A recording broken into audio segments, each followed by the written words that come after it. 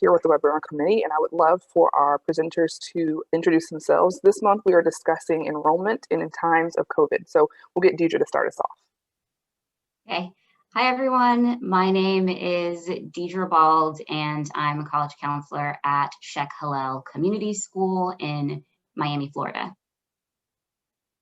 Hi, I'm Hannah Colliver. I'm at Webb School of Knoxville in Knoxville, Tennessee.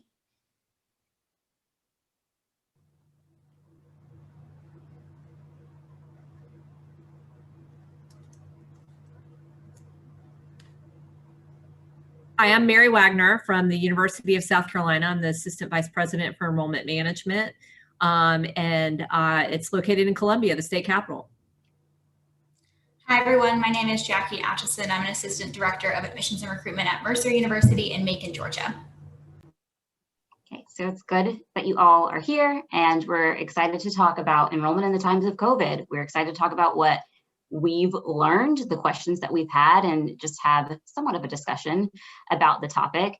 So the agenda for today is to just answer these questions to the best of our ability.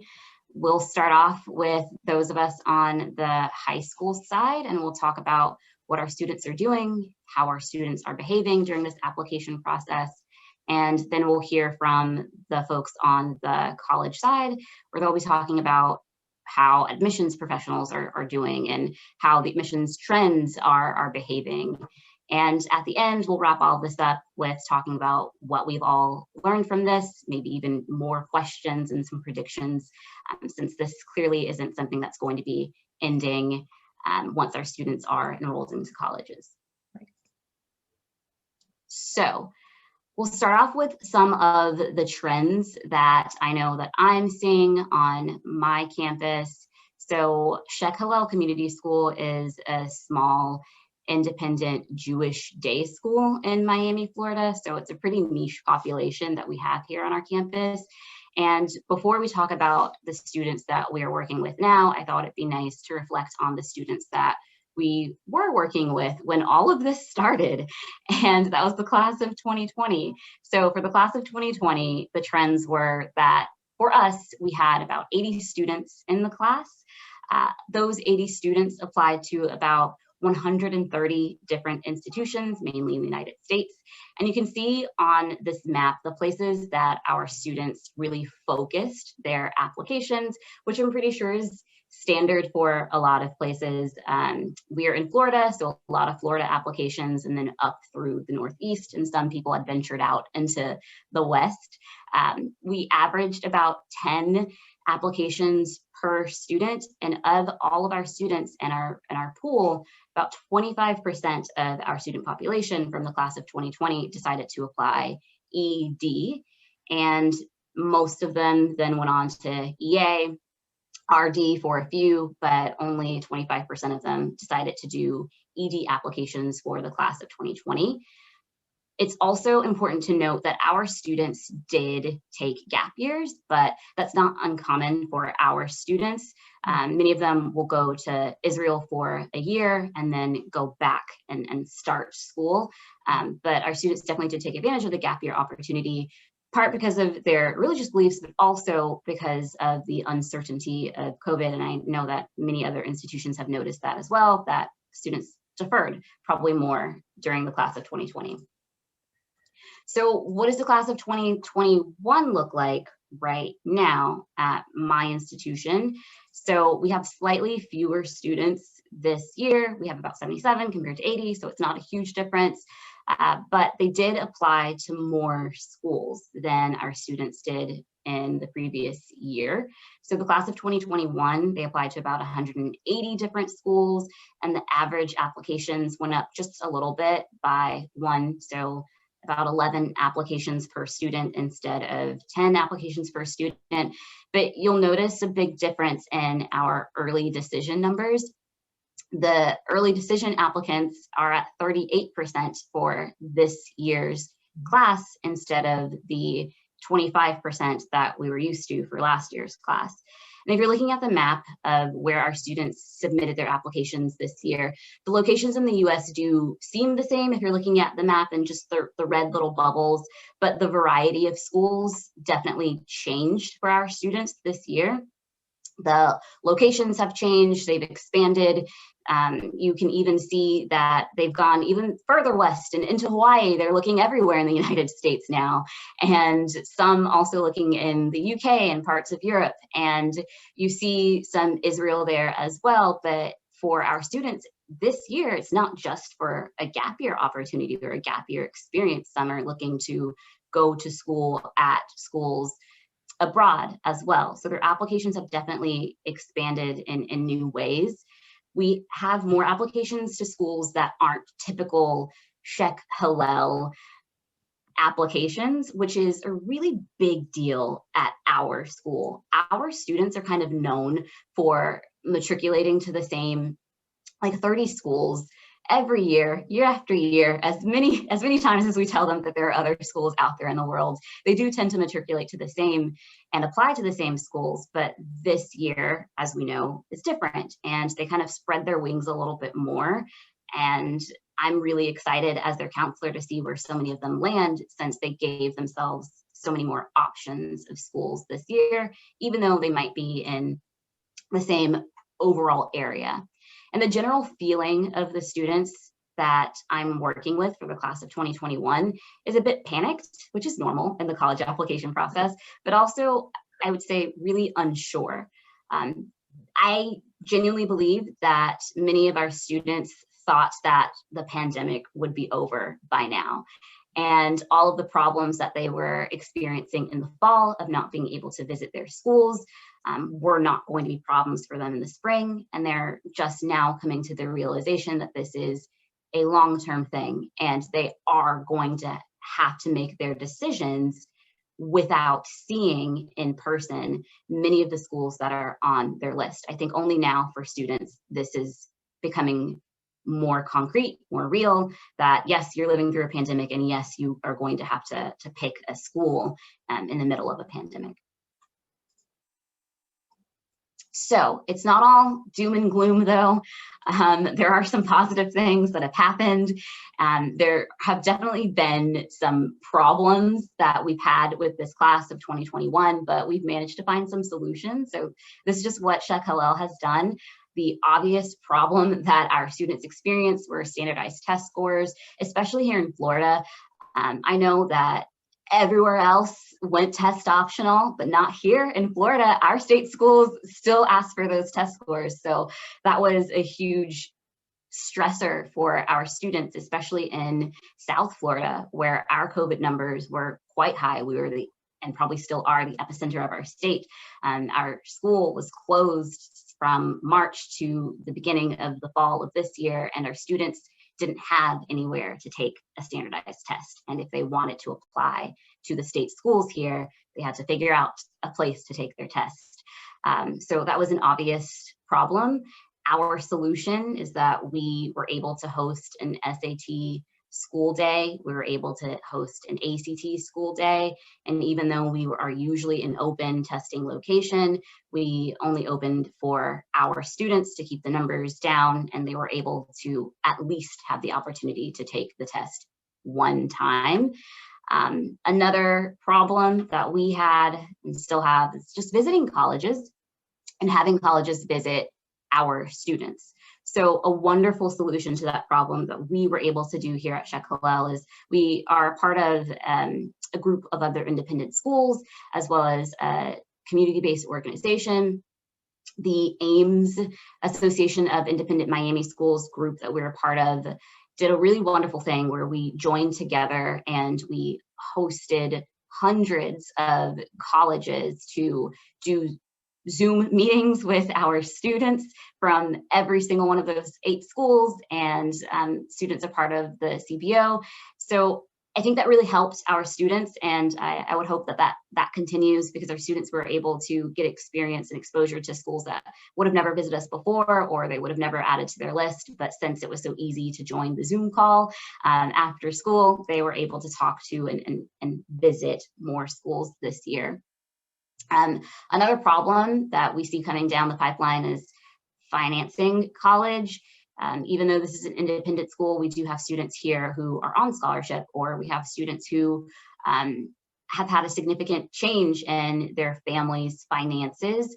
So what we are going to do as a solution on the college side, obviously, is just educating students on what their options are, letting students know that a PJ is a thing, an appeal is a thing, review your financial aid offers from every school before making a decision, and educating them on that. But I would say that colleges could be helpful, and just providing really detailed, helpful financial aid information and communication, because that is definitely on a lot of people's minds at the moment.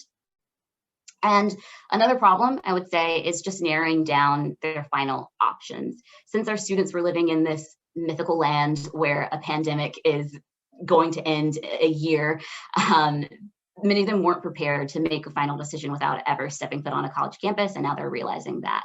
I'll be honest, some of our students did covert trips to college campuses that were not accepting visitors because they had the means and the time.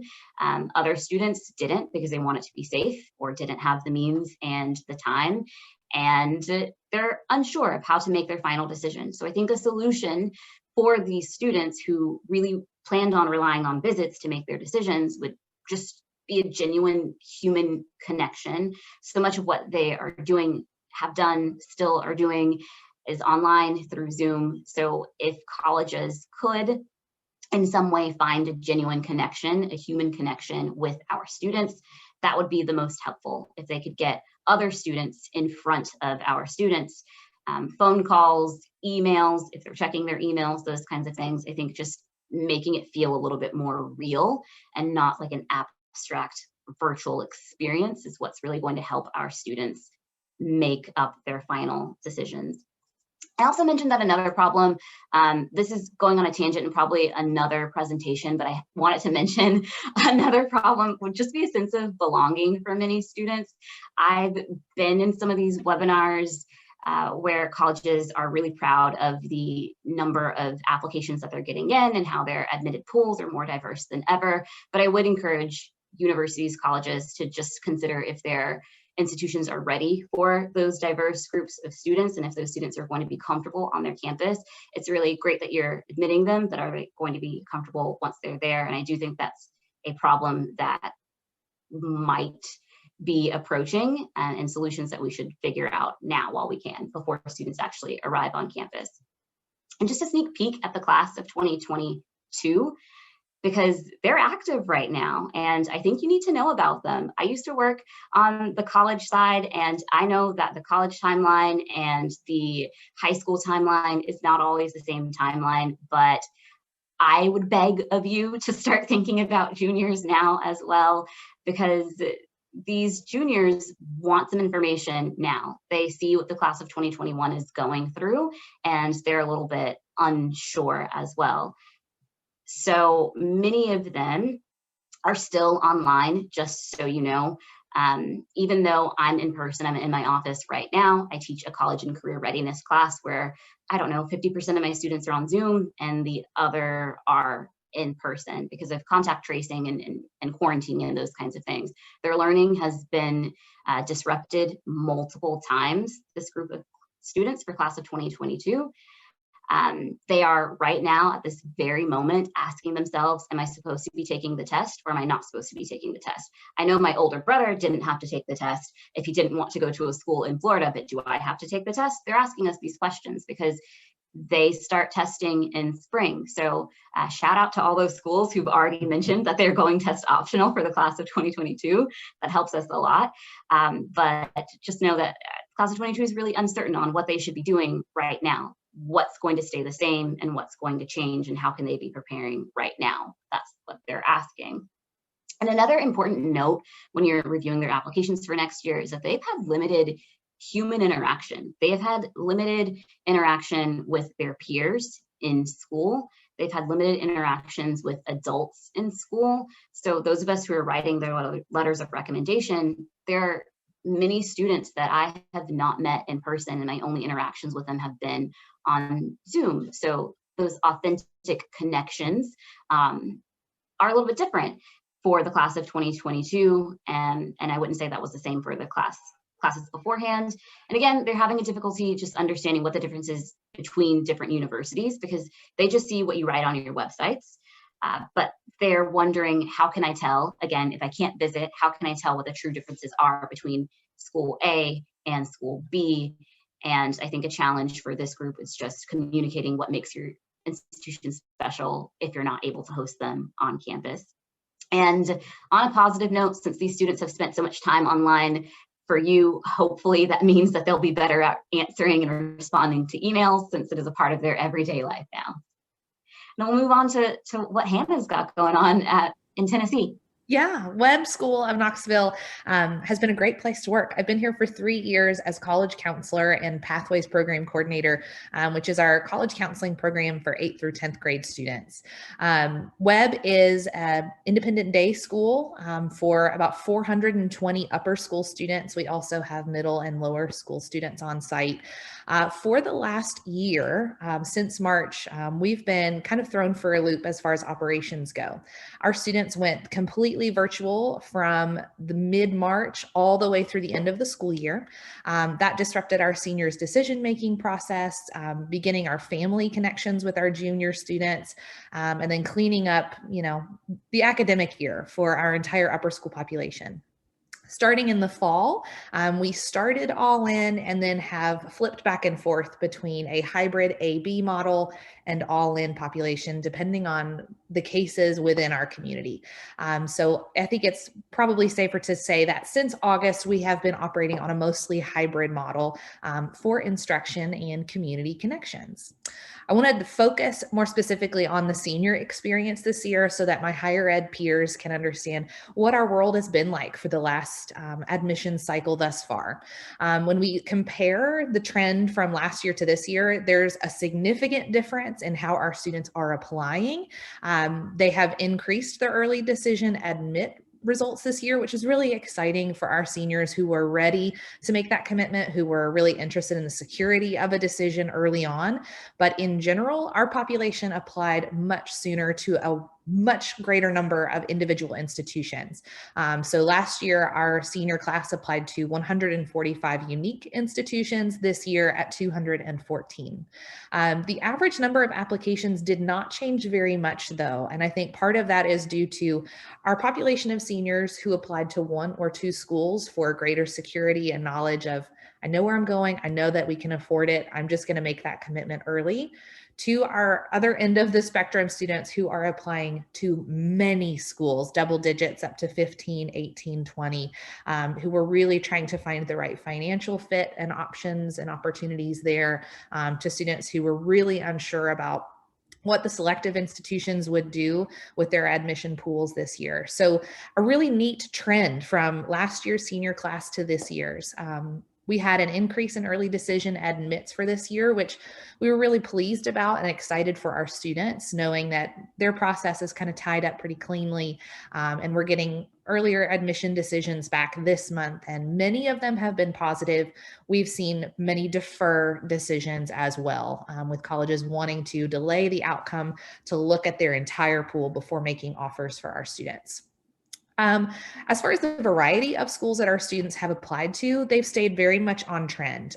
We've not seen too much of a change outside of international school search. A lot of our students this year are ready to kind of leave home and are wanting an international learning experience. We have students applying to schools in Canada, in New England, or in England, across Europe, Australian institution, New Zealand. So really adventurous applicant pool this year, with great hope and optimism for students who are looking for a normal college year. They've seen their friends and families go off to college for the first time in the middle of a pandemic, and they're very hopeful that that won't be their experience. So that hasn't changed how our students have applied this year. Deidra, you can hit me to the next slide. So looking at the challenges that we faced as a school, as a college counseling team, and then as a class, our biggest challenges are very similar to what Deidra's have been: standardized testing availability in our area and the strategy and how a student should use that in their application. Since March, again, standardized testing has not been available across East Tennessee.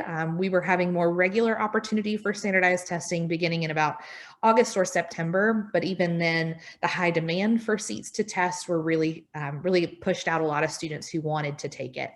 So a lot of our counseling was strategizing with seniors, telling juniors to pump the brakes, to wait for their turn, to allow our seniors the opportunity to get their first test under their belt.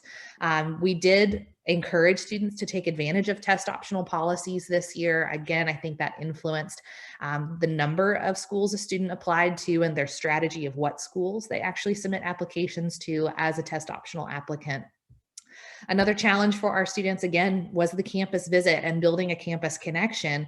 Without the physical ability to actually travel and meet prospective peers and teachers, that really put a little bit of stress on our students and where they ought to send an application and where they might actually enroll in the fall.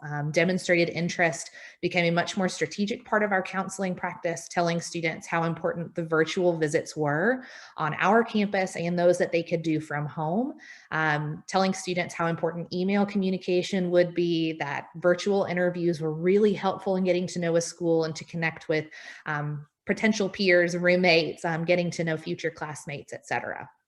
Another big challenge that's been not unique to our institution, but one that's very common across the Southeast, but especially in public schools, has been just being in school, being present with teachers regularly, with counseling support really readily, and being able to get the support and guidance they need on a really regular basis.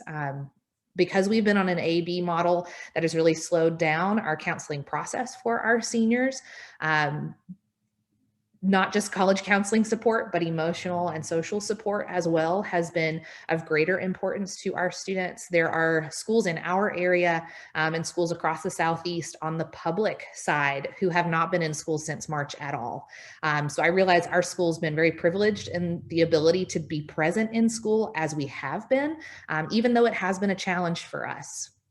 Ongoing discussions that we've been having with these students since they started senior year has been about making the final decision and how to go about it in a global pandemic environment. The main two things that students and families are concerned about is affordability. We're seeing a lot of families who are being significantly impacted by economic changes here in our area, at their workplaces, to their family stock portfolio. So affordability is a really critical point for their decision they'll make this spring. So we have a lot of families anxious to see what sort of financial support a college might be able to offer them this year.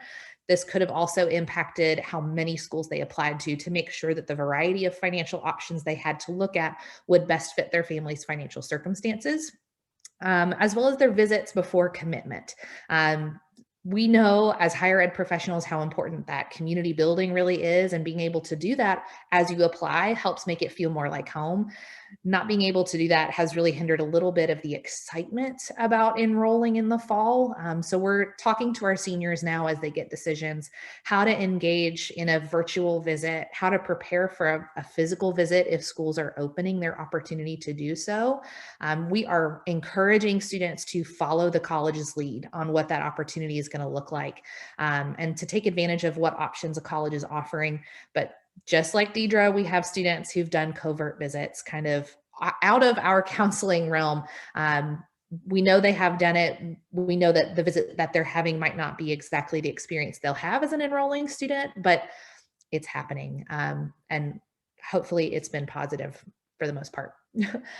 What they are not concerned about at this point is actually going. They're very optimistic. They're very hopeful. They're very excited to go because they've had a very non-traditional senior year. I think they really crave just community connection all over again.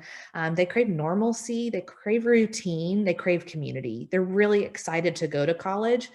At this point, they don't know what it's going to look like, but they're very hopeful, especially as they have parents and family members who are getting their first doses of the vaccine. They want to see that maybe this will help make their enrollment in the fall a seamless and happy and positive experience. All right, next for me.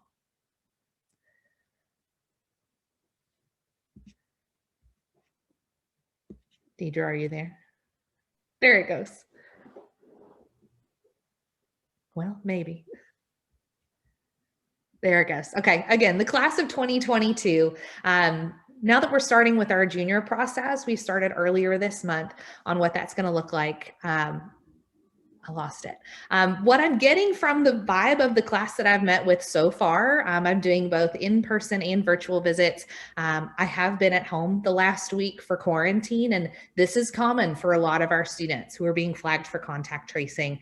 I've been flagged for contact tracing, so I'm presenting from my kitchen today. Thank you for your grace.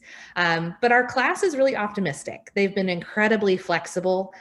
They've been very adaptable, and they've been really excited about kind of what's coming next. They do have reservations about how this is going to work, but because of the lessons learned from the spring and then the start of junior year, they're pretty proud of themselves and pretty excited about what's to come.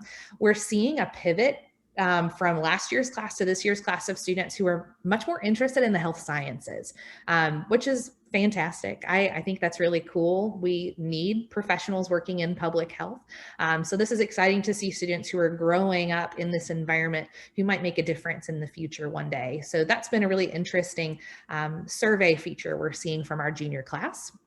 They, of course, still do have visit concerns about the safety and opportunity in which they might be able to take advantage of those things. They're not in a rush to do visits, but they are hopeful that this summer they can do some physical visits with family. Same thing for testing concerns, the safety of the experience, if it's something that they need to do, and will the opportunity be available? Another big question around testing is, will it still be flexible for my application plan? So colleges, if you have been test optional this year, please extend that opportunity for the next cycle as well. It gives our students a little bit more breathing room, takes a stress that's entirely unnecessary off of their shoulders as they get to know schools. So we hope that we see more schools start to extend their test optional policy for this year's applying students. But they do have heightened worries about what their record is going to look like when they do graduate or when they do apply, because they have been impacted for now a year and a half about how their academic experience has been, what experiential opportunities they've been able to take advantage of, and the connections that they've been able to make with peers, teachers, and the counselors. We have been in a hybrid model of instruction all of their junior year. So they've had limited opportunity to engage with their classmates and with their teachers. That's going to be an especially interesting dynamic when we have students ask for letters of recommendation and what kind of quality will come from that letter. They've had limited opportunity for community life engagement. Our sports were impacted this year. We've had no theater or arts activity this year, or it's been very limited. Clubs and activities have had limited activity. So their resume is going to look different from classes years past. And then, of course, their limited access to counselors for support. I've been home for a week. What I do want to acknowledge that amongst this panel, we don't have a public school counselor speaking to the challenges that they've faced this year. So I do want to acknowledge and remind our higher ed professional peers to please touch base with your public school counselors and see what they need. They are operating with much less support and have so much more to tackle this year. I know a colleague of mine, a family member of mine, has not been in school since last March as a high school teacher. So our public school peers are facing a much different battle with much higher expectations and much lower opportunity. So I want to acknowledge that and encourage us all to remember our partners in that work. All right, thank you, Hannah. I'll go ahead and kick off some observations from the higher ed side. So many of you, I'm sure, know that the University of South Carolina is the state flagship. We're the largest institution in our state. And like a lot of what you've been reading in the media about increases in application volume and things like that, we are seeing that at the University of South Carolina. We did receive more applications than we anticipated. This is our second year on Common App, but we also had two other institutions that we have a very high rate of application overlap also go Common App this year. And so we know that some of that volume probably bled over into our applicant pool as well. We've always had a very large out-of-state applicant pool, and we're even more out-of-state in our applicant pool this year. Over 70% of the people applying for admission to the University of South Carolina don't even live in South Carolina. But hey, we have great weather and great beaches, and we're 2 minutes from the mountains, 2 hours from the mountains, 2 hours from the beach, and 2 minutes from a river. So it's a great place to go to school. More diversity in the applicant pool, both in and out of state.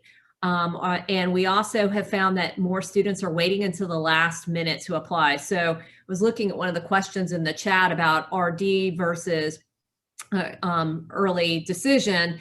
South Carolina has early action, which is non-binding, and our application deadline for EA is pretty early, relatively speaking. It's October 15th.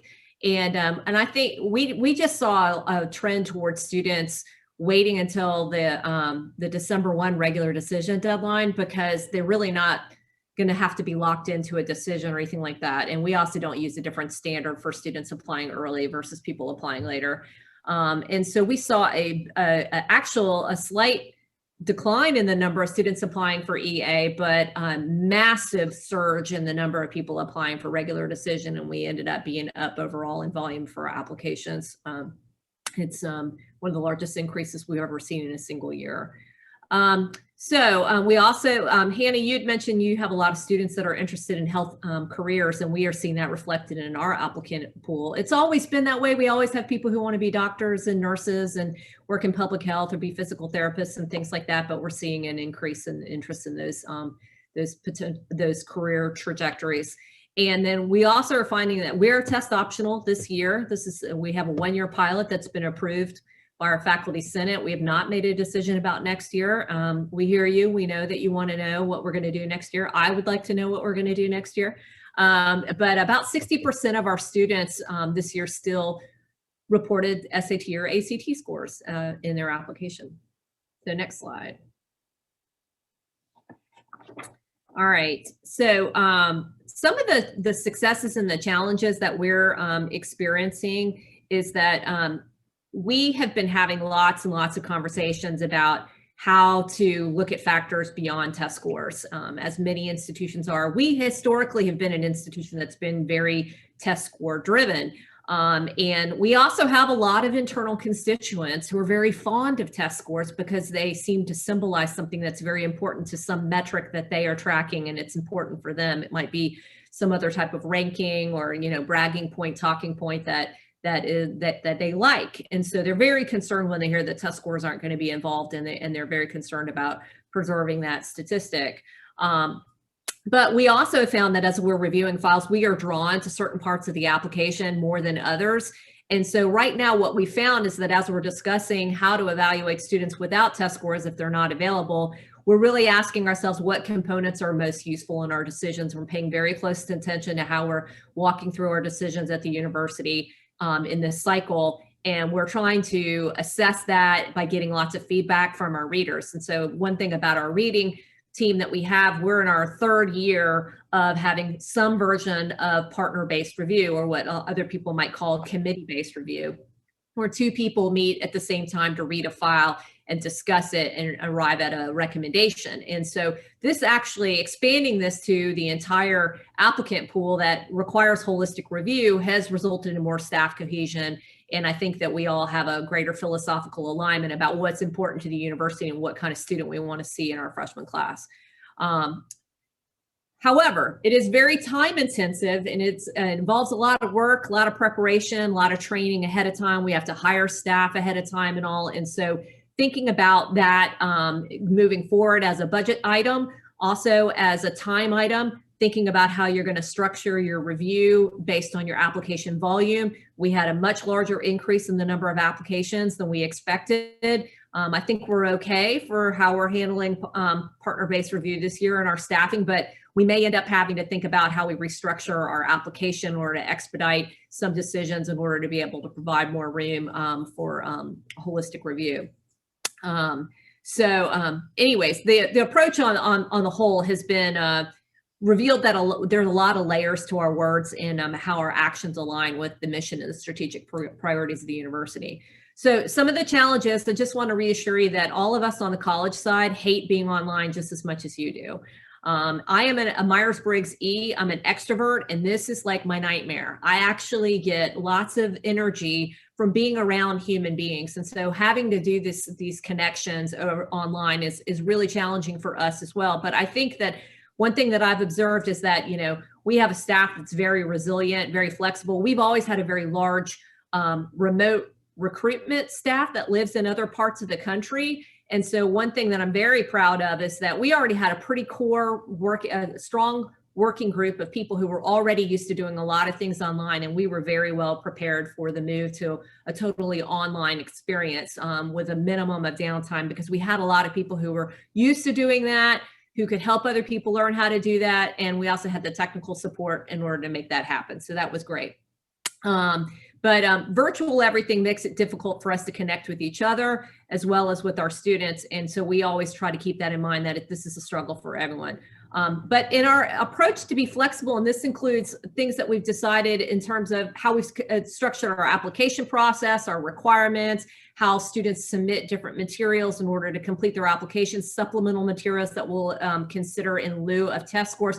We have been extremely flexible, and we thought we were doing a really great job at doing that. But what we've discovered is that also puts a lot of pressure on us as an institution operationally. And so we've actually ended up creating a lot more work for ourselves. We'll look at that at the end of the cycle and reevaluate whether or not there's certain parts of this process that we want to continue moving forward and what may be putting undue stress on our students.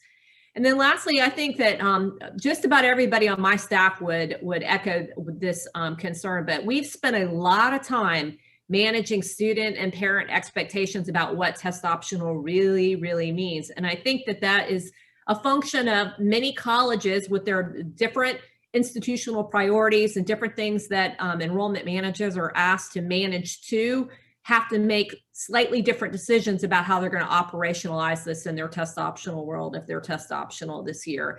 And so, we get lots of questions like, well, what do I need to get in if I'm not submitting a test score? What do I need to get a scholarship? How am I going to afford this? And so we've had to work on ways to evaluate students who don't have test scores and use variables that are available on 100% of the applicant pool in order to make a as fair and consistent and defensible decision as possible, given our limitations and our staffing constraints. So it's not a perfect process, but I am very optimistic that it's an improved process over prior years because of all the staff alignment and cohesion around our philosophy. Next page. All right, okay. One thing that we talk a lot about in our institution, especially as we think about how are we going to retool things moving forward, and I would invite many of you to think about this when you're trying to figure out what strategic abandonment means to you. What kinds of things are you always doing that maybe don't serve the institution or your students or your population or your staff as well as they could in the future? Think about stop, start, and continue. And so some of the things that we know that we need to do is to stop trying to be all things to all people. We as an institution, it is a business on one level. It also is an organization that seeks to fulfill a mission that serves citizens of the state of South Carolina first and foremost. And then we think about what our broader worldview, our broader reach that we have beyond the state line of South Carolina and what we're going to be to people outside there. So we need to be prioritizing who we are and how we communicate that in various factors that are important in our admissions philosophy without inadvertently imposing undue burdens on students by asking them to do extra stuff that we may not really need to make the decision, or may not, after looking at the pilot this year, we decide that it's really not helping in the decision that much. And so you can expect that moving forward next year, if you're working with students who are applying to the University of South Carolina, you'll probably see something a little bit different in the application process, just as it's been every single year you've ever advised a student applying to the University of South Carolina. We change it a little bit every year. We have started to make plans to include in-person visit opportunities, even in a COVID world. We've been offering very small campus tours for a couple of months now. We started doing that late fall, and we also are doing that into the spring, but we're talking about groups that have no more than 15 people in them, and that includes the tour guide. And so I think people are becoming more comfortable with the level of risk that they're willing to take. And then we've also been able to demonstrate that we can maintain the kind of social distance that we need to and provide a clean, comfortable, safe environment for people who want to come and do that. Stay away from each other, no hugging, no sharing of materials and all. And families seem to be very open and receptive to this, of this, and appreciate that, yeah, they may not be able to go into a classroom or into a residence hall like they're accustomed to, but we are making plans to do some in-person things with limited capacity. And we are already starting to plan for the next application cycle, the next two. And so outreach is well underway with juniors and sophomores to start communicating the kinds of things that they need to be doing right now. We've not made a decision about whether or not we're going to extend our test optional capacity for future cycles, but we're in the process of discussing that and trying to make the case for whether or not that's in the best interest of the institution. We're going to continue with some of our virtual activities. I think that in the end, we're going to find out that there's a lot of things about virtual world that a lot of us like, that we'd like to be able to continue doing. But we're in the process of doing virtual admitted student events that don't last just a specific day. We used to have big events where we'd have 5,000 people on campus to come and look at the school in a given day and bring everyone across campus. But now we're having to spread that out across multiple weeks and do those things in virtual interactions. And I think some of that does provide access to students who cannot travel and puts all students who've been admitted on an even playing field. And then we'll continue to research the efficacy of test optional moving forward and evaluate student outcomes. One of the things that we're very interested in knowing is does our new process do as good a job or better a job at selecting students that are going to be successful at the University of South Carolina? And that really is the main core of what we're looking at for continuing that process.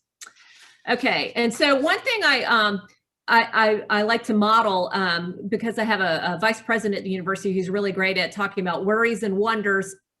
And so we like to make lots of prognostications and predictions and write things down and see if we're going to be right a year or two from now. And so I think one of the things that is hard to do is to divide between speculation or prediction. So you decide. Some things that I've observed over the past year and in discussion with my colleagues throughout the industry and also here at the institution is that I don't think test optional at the end of the day is going to increase access to the most selective schools and programs. You're seeing all those stories about how the Ivy Leagues have seen these double-digit massive increases in volume, but they're going to end up having a really, really small single-digit acceptance rate across the board. And that is just going to kind of ramp up, I think, a lot of the hysteria around getting into these institutions. And it's just going to make them more selective. And for the rest of us at other institutions that maybe are next in line in the pecking order, we're probably going to find that we may end up admitting some more students, but it's also going to put downward pressure on our yield. We're going to be spending a lot of time doing new types of yield strategies to bring in students. The conversation about getting in will continue to go on. I think when the announcements about widespread test optional happened, a lot of people felt like that this is it. This is my moment. Now my test score is not going to hold me back, and my the other aspects of my application are going to somehow or another catapult me forward in this highly selective process. But I think, as many of our colleagues on the high school side have indicated, cost is going to be most closely linked to access. It's one thing to be able to get into a school, but it doesn't matter if you can't afford it. And I think institutions are going to continue to be asked to do something about it, even though we're not giving you more funding to help out with that. I think some experiences will stay online. Some of the visit experiences may do that, but we have also found, like, for example, when we moved our orientation online last summer and we started doing our advising for classes, those were one-on-one meetings with every single student who came to orientation. And that was one of the most highly rated components of our orientation experience last year. So I think that there's going to be, and staff liked it as well too, because they weren't running all over campus and were to meet students or having to prepare larger presentations. They got to work and connect with students one-on-one. I think we all agree that the pandemic is probably going to have some unintended impacts on students' mental health. We're already seeing that manifest itself on our college campuses and in high schools and all. But I think that that's going to continue to take center stage in campus life and programmatic offerings after your students cross over into higher education. And that worry that I often have is, as everyone's educational life has changed, and we know some people are doing things in a hybrid, maybe some in smaller socially distanced experiences, but not having the same level of social interaction that they're accustomed to with their professors, instructors, high school, teachers, recommenders, peers, sports, clubs, all those things.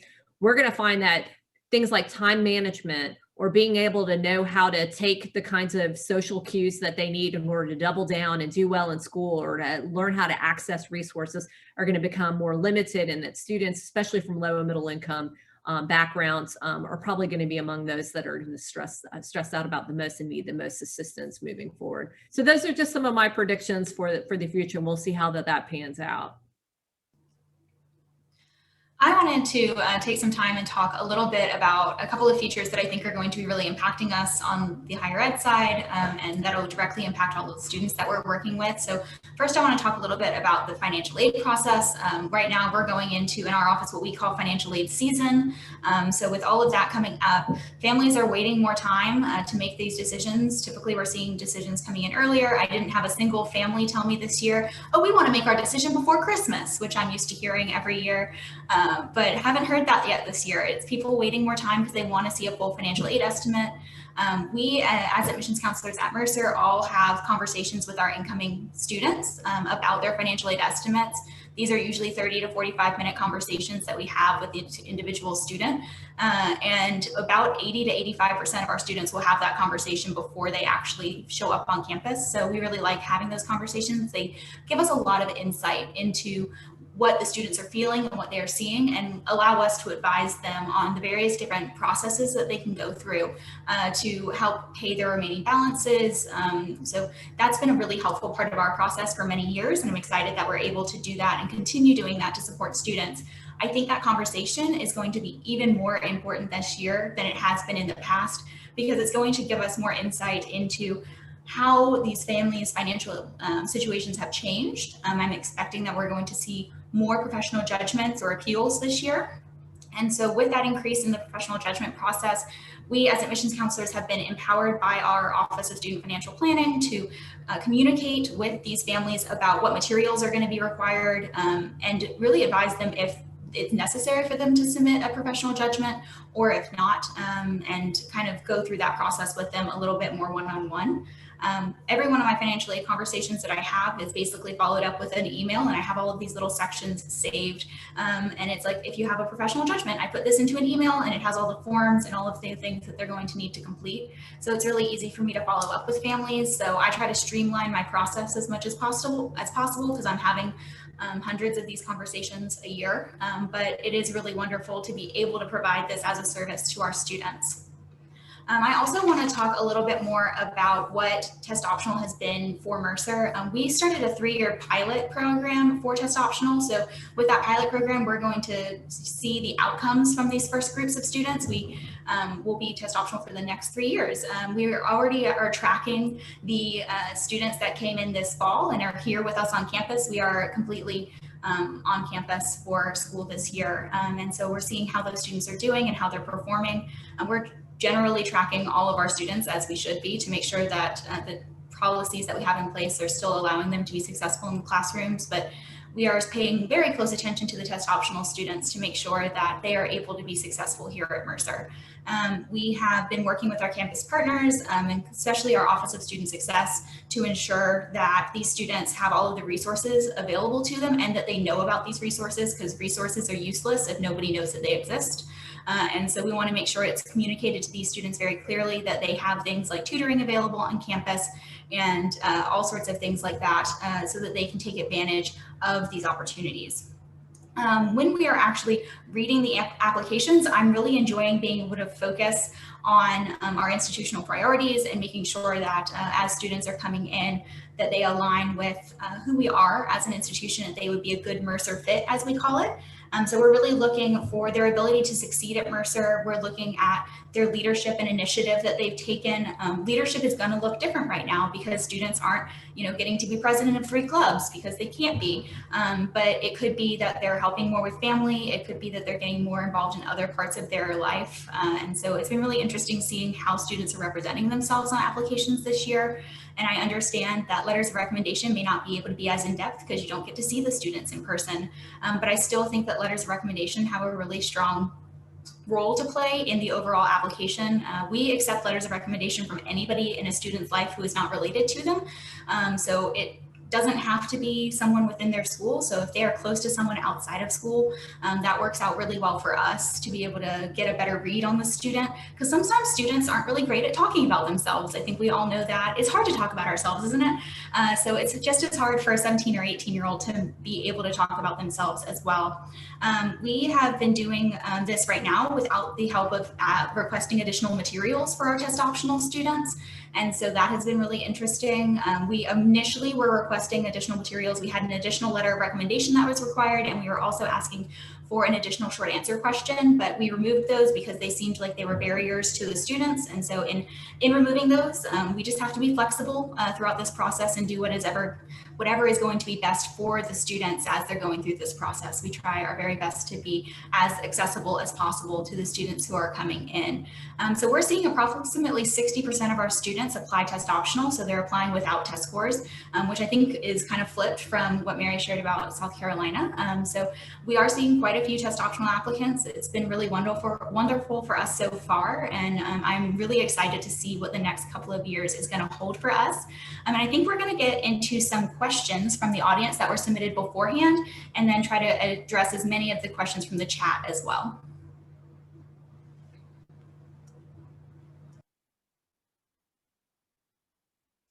Okay, so if you all can hear me, one of the questions that we got beforehand was for us to reflect on test optional challenges, accomplishments, and surprises. But I feel like we've done that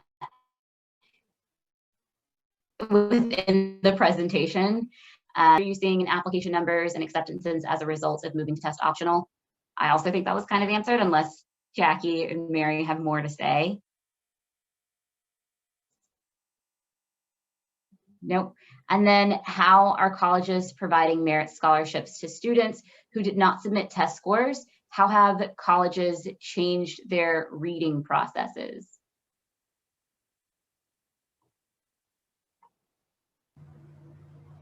I'll just comment for South Carolina.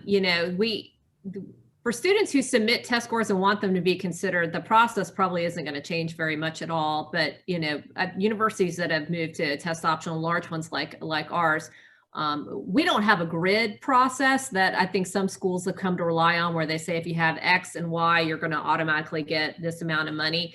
For us, we have a finite pool of 8, and we have to look at everybody before we start kind of sorting out who's going to get what based on how competitive the pool is. And so we've identified a process that looks at things like, the strength of the application, the strength of the student's school, record, their curriculum, and how much rigor they pursued while they were in school as part of our equation.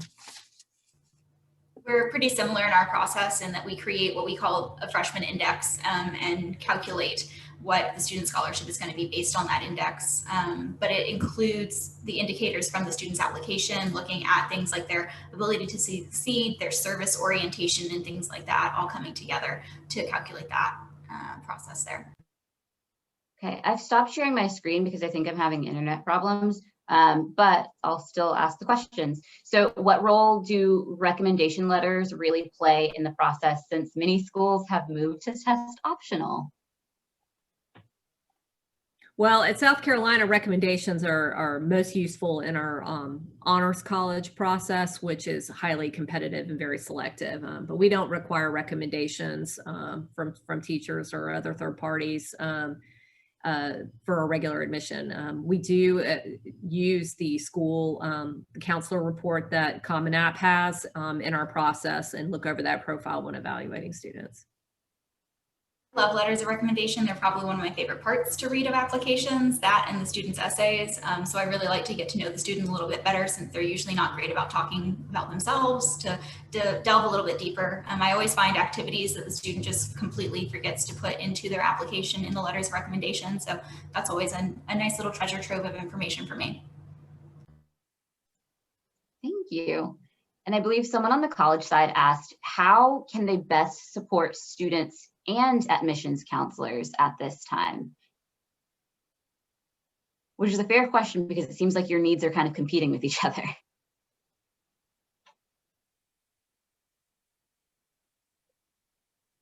I think in supporting admissions counselors,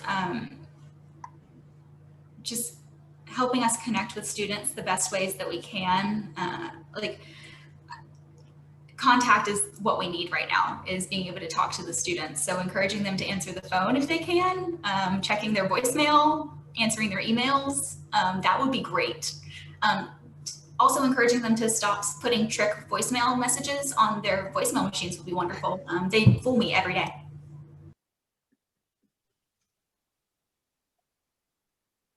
We'll try. I think your needs are not conflicting then, because that's exactly what students need, is just some type of communication and connection with someone, and they want answers. I would say that sometimes students want these things, but are confused on how to get it, or are unaware that they have to answer the phone to get the things that they're looking for. It's not just going to fall into their laps. So communication with each other seems to be the solution to the problems here.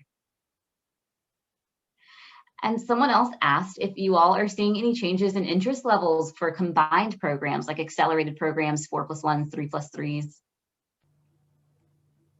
I can say that we saw more of our students who are currently here staying for our 4+1 programs and things like that than we had in the past, in this sort of like COVID time. And we generally have a lot of interest in the 4+1 programs and our 3+3 for law and those sorts of things that we have in our accelerated programs. There's generally a really high interest in those, so I'm not seeing even more, but I am seeing our current students taking advantage of them at higher percentages. Yeah, it's probably too soon to tell for a school like South Carolina, but I would say overall we saw better than expected retention from spring to fall, and even from this fall to spring, because if you can be on campus, and we're an institution that's open and having classes, and there's a lot of it's online, but there's a little bit on campus. We're trying to do a lot of other social activity. Students are eager to be somewhere other than home if they can be.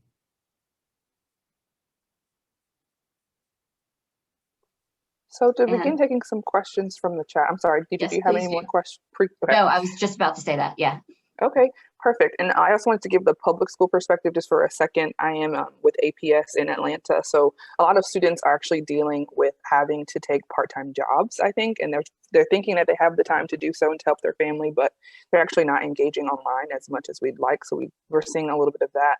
And then we're also offering an SAT coming up, and they don't understand that it's free and that they can actually use the scores for admission. They've pretty much thrown the testing notion out the window. So we're trying to encourage them to continue to test and continue to work hard, because it will, of course, affect them later. Some questions that we have here from the chat. What are you all designating as last minute engagement or commitment? And what defines that behavior, or what measure you're using it for? I think it's for the college side. I saw that question. I'm not really sure I understand it. And I think if I'm inferring correctly, it has something to do with demonstrated interest. I don't know if that's what they were asking, but we don't really use a lot of demonstrated interest for making offers of admission, but demonstrated interest, is something that, when we're trying to target communication or marketing and things like that, to try to get, it's just kind of helpful to know who's responding to things and who isn't. And that would, play into how we might do follow-on marketing and recruitment. Okay. Another question we had for the college side is specifically USC. Do you accept many or any strong students without test scores? at this time? Well, I think one thing that's kind of interesting to note is that we are seeing that, you know, slightly more than half of our students have submitted test scores, and overwhelmingly, we anticipate that the vast majority of our students will be admitted with the assistance or consideration of test scores. And I think that that's not because we're placing so much weight on that, but I think students have had a hard time figuring out what good is. And they may assume that we've had to go both ways. We have students submit scores and we're like, ooh, they probably shouldn't have submitted their scores. And there are other cases where students don't want to submit scores, and we find out anecdotally that, you know, their scores probably would have helped them get in the early round. And so the tension for us is, you know, if a student says they really want to be test optional and we need to review them because we have got to look at everything, that's a more involved process for us. It just takes a little bit longer. And so I know that you know, there might be this perception out there that somehow or another, you know, USC requires test scores, or they really prefer that. The fact is, it's just for an institution that has the kind of volume that we're dealing with, test scores have been shown to have strong linkage to first year success. And we know that students who have very high grades and very high test scores tend to do really well in college. And so there's really no reason at all why we would pump the brakes on extending an offer of admission for a student like that. The challenge comes in, we want to make sure that the record is representative of what a student who might have been admitted on a test score also seems to have, and that there's evidence that they can be successful in school. So, you know, we're finding that a little bit more than half of our students are getting accepted off of test scores at this point, but that's because a little more than half also have been submitting them. And I think students are doing a pretty good job using those scores to help expedite their admission. And if they don't, if the scores aren't that strong, we'll continue to look at the student and try to find reasons to admit instead of deny. We have just a few more questions before I want to acknowledge the time. It is 1 o'clock. Jackie, have you seen any additional amounts of financial aid offered to the class of 2021? Anything over an increase over last year? We haven't done awarding yet, so I can't answer that question yet. We start awarding next week, so I can't say yes or no on that one.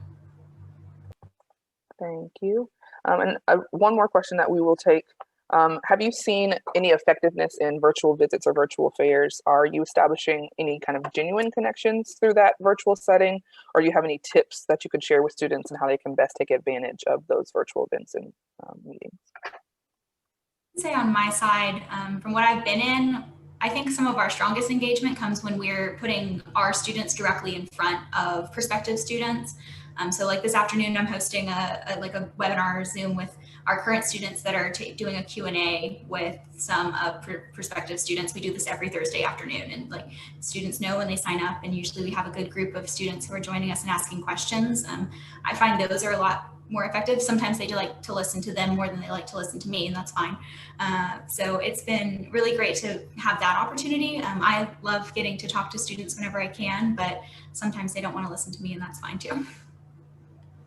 Yeah, similar. We're finding that anything that old people lead online does not get nearly as much traction as a student leading something online and having conversations with other students. That seems to be the most effective recruitment tool that we have. It's just like doing it in person. Students do a better job recruiting for the university than any of us probably could. So we just try to create as many opportunities as possible to do that.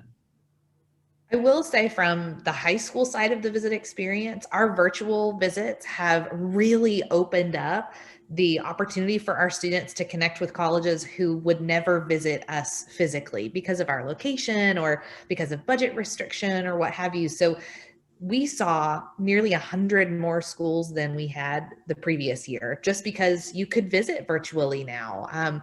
It was very overwhelming for us in the beginning, but we established a good routine. Our students, it took a while for them to warm up to that visit experience, but we were able to offer virtual visits within our office in what we consider now a conference room with a webcam, and students are able to log in either through our setting, or they could log in from home, which was also really important because we were on the AB model. So the virtual visits were a really great supplement to a very inconvenient visit season.